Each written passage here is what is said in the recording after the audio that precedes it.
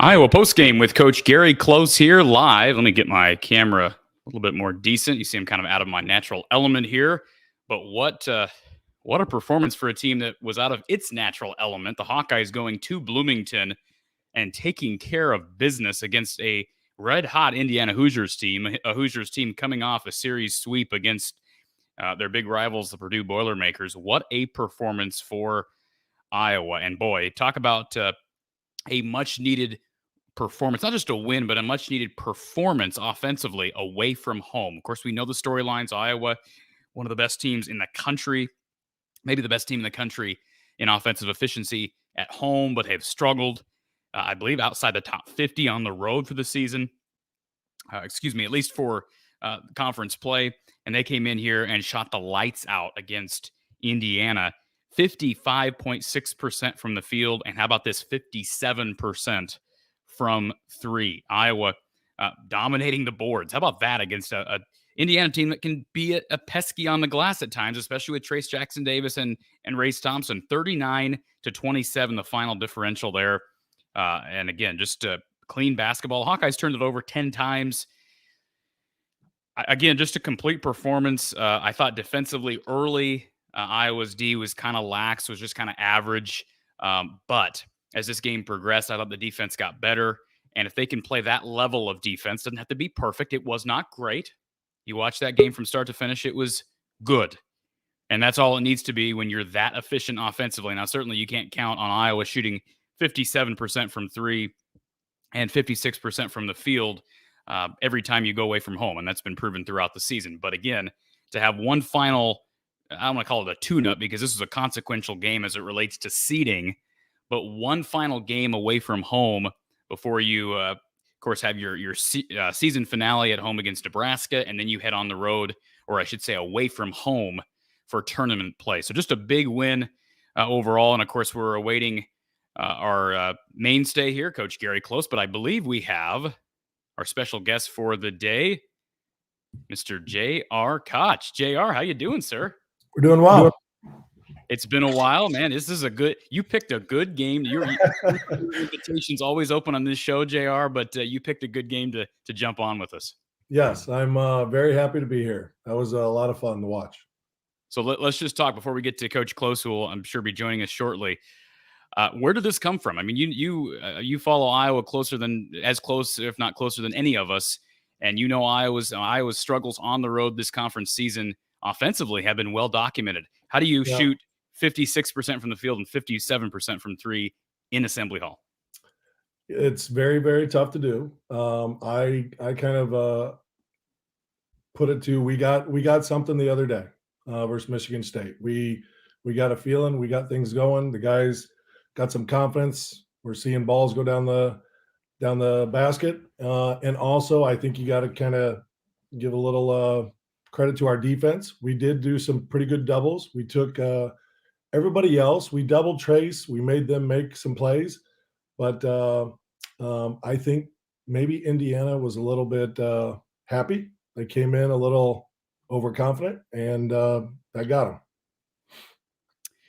Tony Perkins, just sensational night. 2 assists away from a triple-double. And this is the first time, I think, I have to go back and look at the stats. Of course, he was humming early. I remember his game at Seton Hall, and I was impressed with his ability to run him as a point guard, as a true point guard in November. But he's just been so up and down, JR. And again, most of his big-time performances have been at home. But to go back to his home state and take care of business, I mean, what a complete performance from him. Yeah, I mean, he played phenomenal. From start to finish, he knocked down shots, he defended. Even some of those possessions down at the end, the last 4 minutes, they'd put the ball in his hands. He could take the time off the clock and then get a good shot or get fouled. I mean, it's with 5 seconds left. It was fantastic. We've got Coach Gary Close waiting. Before we get to Coach Close, I want to thank our sponsor, as always, Brad Van Meter and his team down at State Farm in Des Moines. If you need a quote on great insurance rates and great insurance coverage, call Brad and his team. 515-256-6480, 515-256-6480, or online at www.bradvanmeter.com. And of course, as well, sponsoring the show this evening, Iowa Smokehouse down in Albia. Tasting is believing with their awesome jerky, meat sticks, all their ketchups and sauces, barbecue sauces. Use that code Hawkeye for 15% off. Visit iowasmokehouse.com. Again, that's iowasmokehouse.com, and $50 order gets free shipping. So how about that deal from our local sponsor, Iowa Smokehouse? Tasting is believing. Visit iowasmokehouse.com. All right. So let's add Mr. Gary Close to the line. Gary, welcome to the show. What's happening, fellas? What's up, Coach? Hey, Junior, what's happening? Not much, my man. Hey, they were talking about Tony Perkins almost having a triple-double. Didn't you have a triple-double? Several. I thought so. Those doggone announcers, they don't know what they're talking about. They counting turnovers in the triple-double stats, Gary? Oh, come on, Corey. Kidding. Joke. Friendly joke. We had JR on before. I can get away with it. I think one of my last games, I think I did have like 24 there at the Assembly Hall. Did you? It was a good one there. Man, that was a butt kicking. Cool. Yeah, we spoke with JR here out of the gate, but just give me your thoughts. I mean, this talk about a much needed performance, last road tune-up before you head to tournament play. What a dominant performance in Bloomington. Start to finish, just total domination. I think Indiana left their A game and West Lafayette, but that's their problem. That's not our problem. If you're not ready to play, and usually when you're not ready to play, it shows up on the defensive end. And I had Iowa for 7 threes in the first half for 21 points, 7 layups for 14 points, and 6 free throws. They only had 2 2-point baskets outside of a layup. That's how well they were playing offensively. So hats off to them. They were terrific. Yeah. Gary, you, again, I always bring this up when I'm talking about easy ways to evaluate your team's defensive performance. And you always say, how many layups are you giving up? How many open threes are you giving up? And boy, you're exactly right. If you're an Indiana fan, you're tearing your hair out. Coach, how did Iowa get so many easy, obviously a lot of cutting going on? It was effective. I mean, people were moving in that motion offense, but Indiana didn't seem to have an answer. What was going wrong for the Hoosiers? Well, I think one thing is they did a great job of getting the ball down and getting it moving before their defense got set. And I think the other thing is Indiana does a lot of switching. And if you're not in tune and communicating, you lose guys. And they literally lost guys. And a lot of times they got caught watching the ball, and especially Tony would back cut or somebody else would back cut. And so their communication was really bad. And Iowa took advantage of it. And you still got to make the shots. But boy, there were a lot of wide open shots. And when they start to drop and start to roll, it makes the next shot a lot easier. And JR, Philip Rebracha just continues to be steady Eddie, 16 to go along with 8 boards. And he just, I think on both ends, his loss, and of course we're approaching senior day next Saturday, his loss next year is going to be immense, even though he's only been here 2 years. How is he? I mean, you're a former forward at the Big Ten level. How does he do what he does night in and night out? Because boy, he's a little bit undersized playing at the 5. He's banging down low every night. The dude is just a tough-minded guy. Well, it all starts for me is with the other guys moving around him. And he's kind of this like almost like a safety valve. A lot of times when they get moving and get going and they don't have, not able to get downhill or something, they can throw it to him. And he's effective enough and he posts deep enough that he can get a good possession. He's got such a good little jump hook, and he's just very, very effective. He knows his role and he does it very well.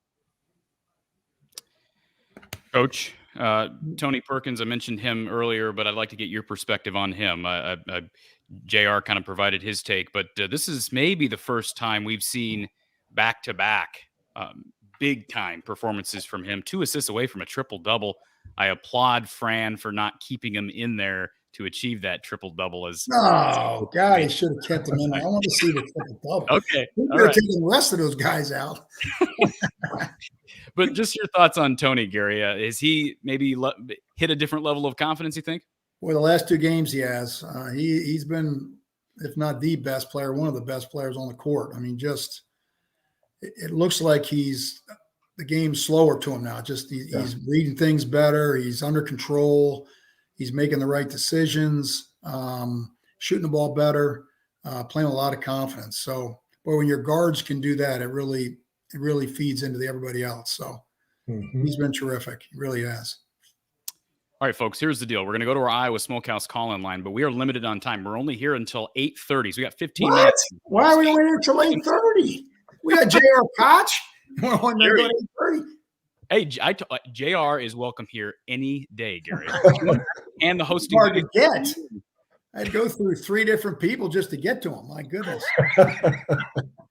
Well, here's the deal. We're going to take calls, but they are going to be short calls, all right? So before we call, though, we got to ask JR about Cooper. How's he doing? And give us a little update. Yeah, he's doing really well. He's at the gym right now. He left right after about the 10-minute mark in the second half.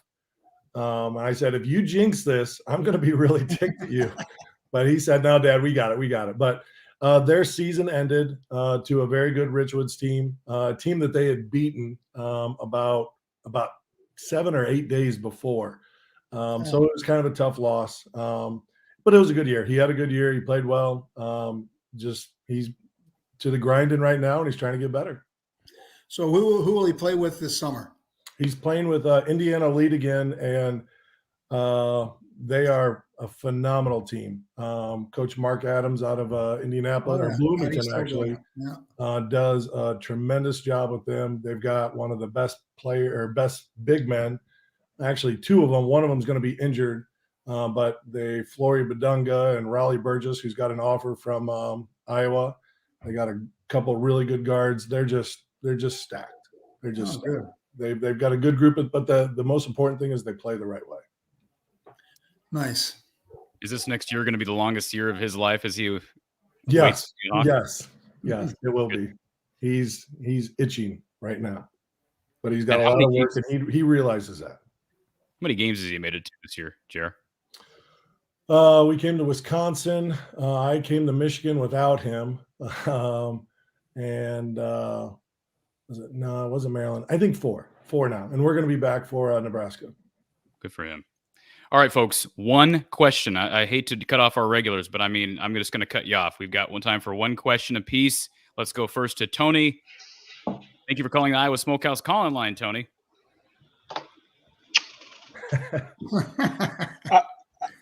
I didn't know that's a technical. I started with the stare down last game.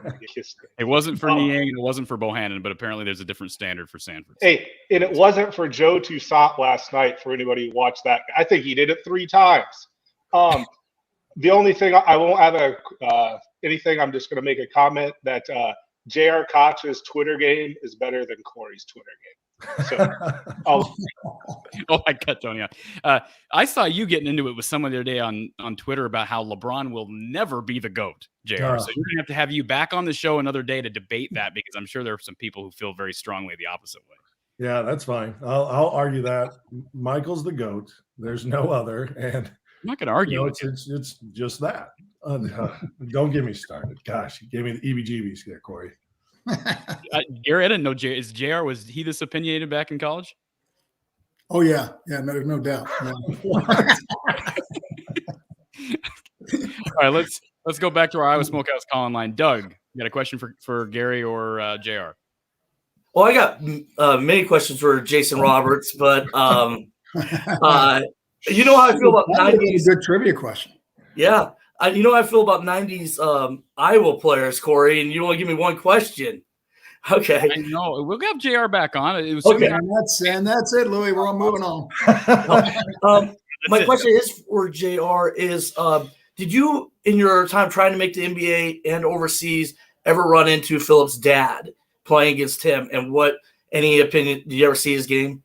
No, I not that I know of. I mean, I didn't play in Serbia or Russia, where I don't know where his dad played for sure. If he went to other countries, but I was, Italy and France and Turkey. I never played many of those teams. Played practice games, friendlies, but never played one against them.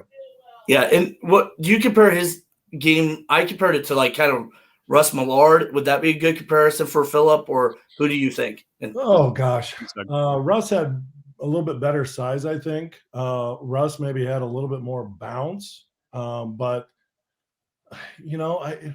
Phillip is just so effective. He knows what he's doing, and he gets you down there and gives you a couple little shoulder shakes and gets to that right hand hook, and he's perfect. He hedges really well. He just knows his role. Yeah, I think that's good. Luke Wickham, buddy. That's your cousin. I should know. No, I know. I believe Luke is from Dubuque, Iowa, and down in Florida now doing real estate. All right, let's go to our question here from Joel. What's it like to play at Indiana? I guess that's more of a question for JR. Well, for sure. No, you got that, Closey. You know what it's not the play, I guess. Good coaching. My bad. It's a pretty special place. When you go in for your shoot around, you look up and it is straight up. And then it gets loud in there. They're very opinionated. They're very vocal. And Indiana basketball is life. So it's a fun place to play, and especially walk out of there with a dub. No doubt. And Gary, your thoughts on coaching at Assembly Hall? Yeah, it's even when they were bad, and there were a stretch there where they were bad, the fans are unbelievable. They show up. They're knowledgeable. They're there right to be in. There's no late arriving crowd. I mean, they're just like JR said. It's a religion there, and so when you go in there and win, it's pretty neat. And Gary, on top of that, I mean, Iowa came in here, and how important is it on the road in an environment like that to get off to a quick start? Because they certainly did. Crowd never really got involved. No, they and then every time they even made a remote charge, they just combated it right away with a basket or stop or something. So no, and Indiana really was never in it, and has to be real frustrating for their coaching staff because they played so well, a few days ago, but. It's what have you done for me lately type of sport. And JR, Jesse wants to know if you can still beat Cooper in the driveway. No, we don't play. We don't play. Wasn't a year ago? Didn't a year ago he say that he does beat Cooper in the driveway? I'm pretty sure he said that, Gary. I've gotten wise that I don't. We've got them all taped, so we can go back and look at it. That's for sure. We haven't played, but my knees talk to me way too much. But I got a little mad at him a couple games before the season ended. I'm like, you got to get your down here in the post. Let's go. So we were banging. So we still bring it when we need to. That's good. All right, folks, let's go back to our Iowa Smokehouse call-in line. Thank you for calling Iowa Postgame with Coach Gary Close. Who's on the line? Good evening, gentlemen. This is John. Hey, John. Hi, John. Hey, guys. From a coaching standpoint, when you're recruiting a 17, 18-year-old young man and the coach is like 55 to early 60s, does that ever influence your recruit's decision as to, I don't feel like I can relate to this guy as to where he goes, where maybe a coach that's in his mid-30s to early 40s might have an advantage? That's a good question, Jerry. What do you think about that? I don't know. I think kids coming out, they're looking at history. What has that coach done for other players similar to me? What kind of style have they typically played? I don't think they're looking at age, and most of the time you're relating to the assistant coaches, and those are the main guys who recruited you. I hit it off so well with Closey here. That's why I went to Iowa. But I think it's more, to me, it's more the style. It's more who you gel with as far as the players, and you're going to trust that the coach is going to do the right things. And you got to get to know the mom. Yeah. Girl Joe. All right. Thank you, guys. Thank you, John. You're welcome. So this is actually a really good question from Tony in our chat. He says, JR, can your knees predict the weather? Bit of Yeah. a shot there at JR. Uh-huh. So appreciate that. All right. We're going to go back to our Iowa Smokehouse call-in line. Ryan, you got a question for Coach or for JR? Yeah, I'm actually disappointed with tonight. I expected to have my Iowa Smokehouse order my second one that I placed and eating it tonight. They can only service like 2 boxes of meat a week, Ryan. Well, I got an email that it shipped, but I'm going to eat it. You got to throw a few vegetables in there. I'm going to eat it when I call in for the Nebraska game. Okay. Anyway, for the Michigan State game real quick. Number one, Coach Close sits in the same row I do, but 2 sections over, which I kind of realized. And then number 2, I saw J.R. Koch and a 6'8", 6'9" kid standing next to him greeting Fran, and God bless you guys. Tonight, I'm going to say this, and I wish it was milk, but this bud's for you, Mr. McCaffery. Mike Woodson's tears never tasted so delicious. What a jerk. I mean, he was talking smack. Last game, this game, it's awesome. And so I cannot be more proud of my Hawkeyes tonight. They just look like a well-oiled machine. Let's hope we don't lose that momentum after the Big Ten tournament, because I think, we got to be a little cautious about last year. Thank you, Ryan. Yeah, that's fair stuff from Ryan. You're again, JR. I'm going to ask you the question. Gary never coached against Coach Woodson, but he's got an interesting. He went after Fran after the first game, and some of Fran's antics. He's not the only one who's done that. You have defended Fran vehemently. Do you take that personally? How do you feel about Coach Woodson?